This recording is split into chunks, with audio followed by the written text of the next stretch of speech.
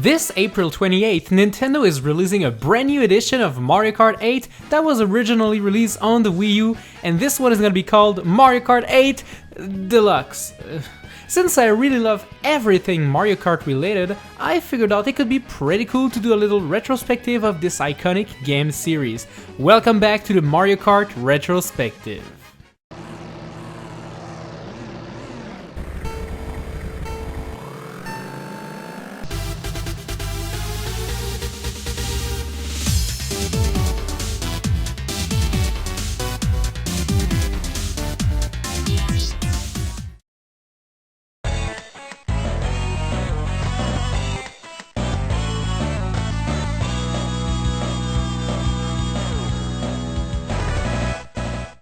The third game in the Mario Kart series is called Mario Kart Super Circuit, and it is the first game in the series to be released on a handheld platform.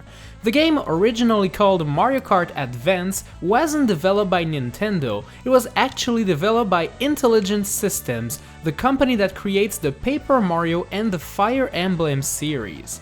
For the third time in a row, the game features 8 different characters. They're actually the same one from the previous game in this series, Mario Kart 64. So, you've got Mario, Luigi, Peach, Toad, Yoshi, DK, Wario, and Bowser. They're all back for more kart racing.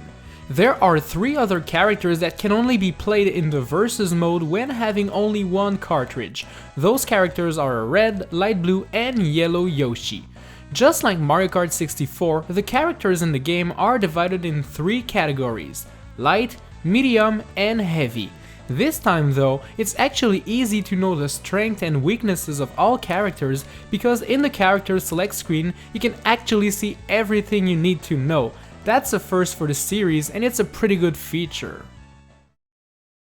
In Mario Kart Super Circuit, 11 of the 14 items from Mario Kart 64 make their return, but no new items are introduced, sadly. Fun fact, it's actually the only game in the series not to feature any new items. The items you can get in Super Circuit are the mushroom, banana peel, green and red shell, the blue shell, the boo, the star, the lightning, and the triple versions of the mushroom, the green and the red shell. So, even though there are no new items, you're still fully ready to battle it out. There are 20 new tracks in Super Circuit, divided into 5 cups. That's right, in addition to the mushroom, flower, star, and special cup, the lightning cup makes its first appearance. There are many tracks in this game, ranging from the typical circuit type of races to some more original one like Ribbon Road or Sky Garden.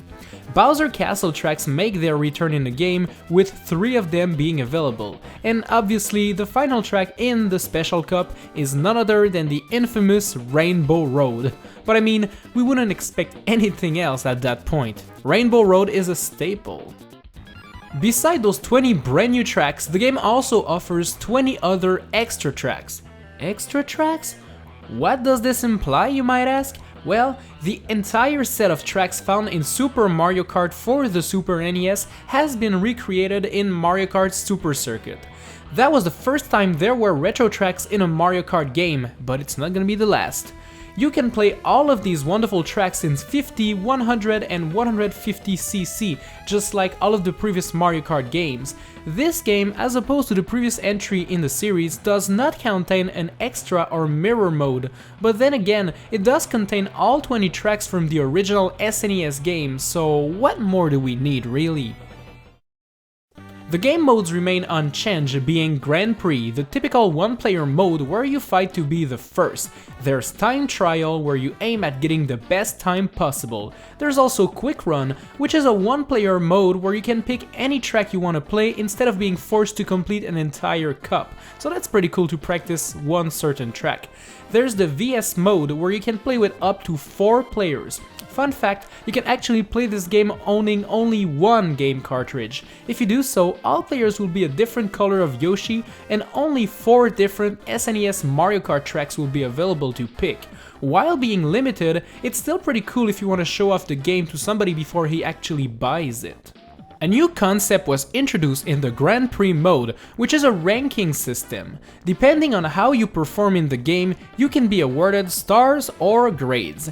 Being first in all tracks is a must if you want to get that 3 stars rating, but that's not all. You'll want to collect lots of coins, avoid enemies' attacks and other hazards like banana peels.